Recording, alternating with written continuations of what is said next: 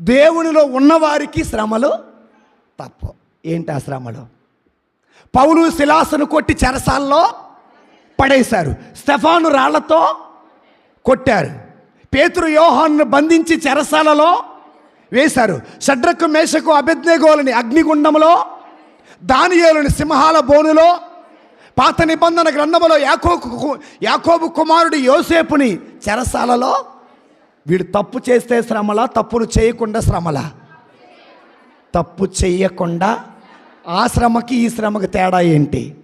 అది పాపము చేయగా వచ్చిన శ్రమ, ఇది దేవునిలో ఎదుగుతుంటే శ్రమ. అయితే దేవునిలో ఎదుగుతుంటే ఎదగనియ్యకుండా, యోసేపు నీతిమంతుడిగా ఉన్నాడు, నీతిమంతుడిగా ఉండకుండా శ్రమ.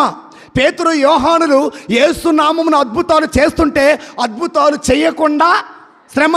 పౌలు సిలాసులు దెయ్యము పట్టిన వారిని విడిపిస్తే అలా